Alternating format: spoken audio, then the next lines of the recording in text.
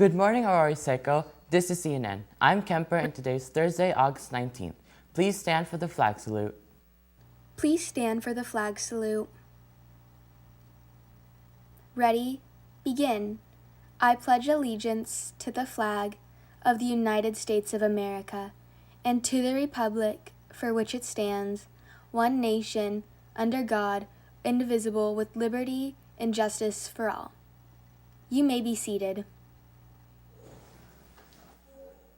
Please remind your parents to complete the Crisis Go questionnaire before you come on campus. Let's go to Mikhail with this week's world news.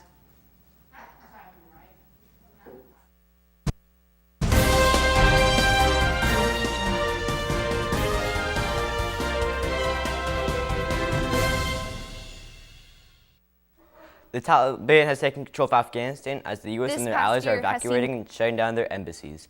The Taliban have promised an amnesty and a more moderate government. U.S. military leaders said that the collapse of Afghanistan's government was more quickly than the U.S. thought, and President Biden stands by his decision to withdraw U.S. troops 20 years after the U.S. invasion. Closer to home, bees are dying at an alarming rate from parasites or insecticides. In 1998, there were about 5 million beehives in the U.S. alone, and today that number has decreased by about 50%. That is all for me. Back to you in the studio. Thanks, Mikhail. If Mrs. Goodwin took your photo at registration, come by the library and pick up your ID.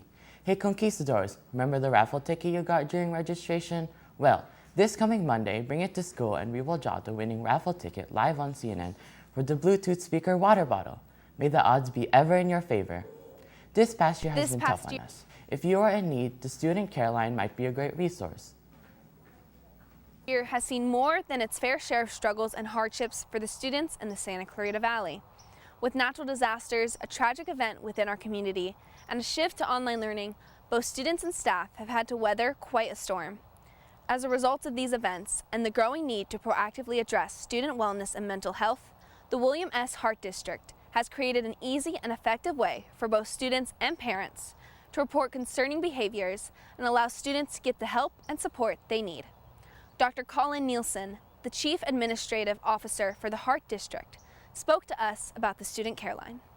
The new Student Care Line really takes the place of our former text-to-tip lines.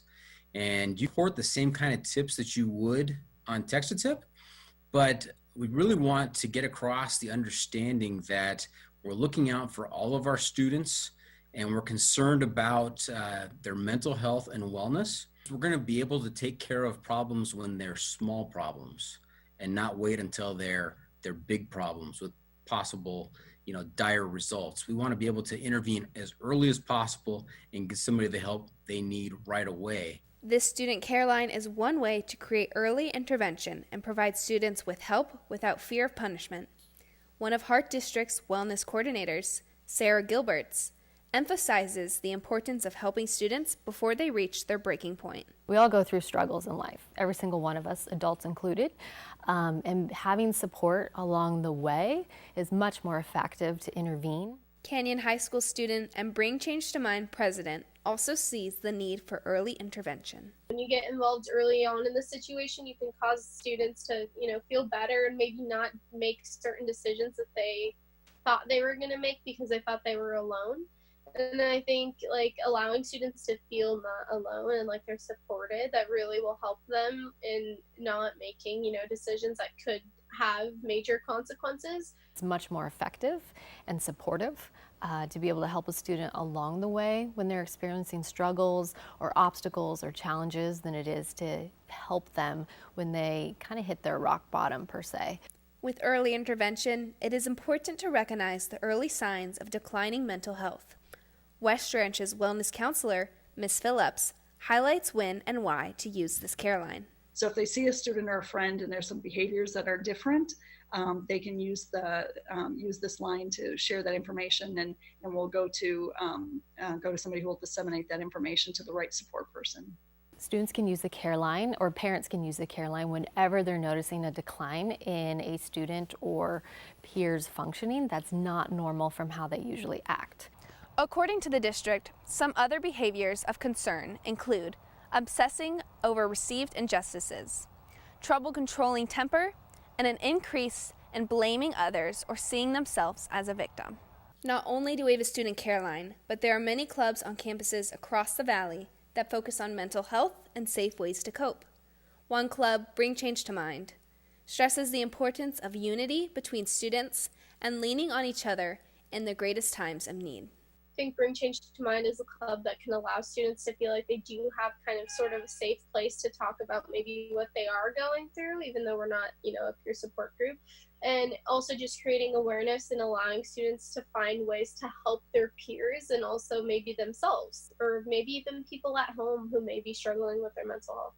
It's just really important that if someone's struggling or, you're struggling yourself, just to get those resources. And I think that this care line will be a great way to get those resources.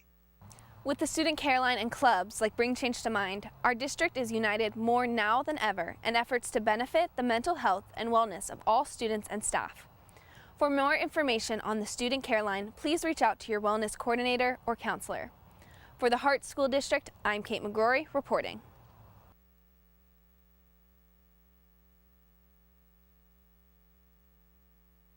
Be yourself, Seco. Remember that an original is worth far more than a copy.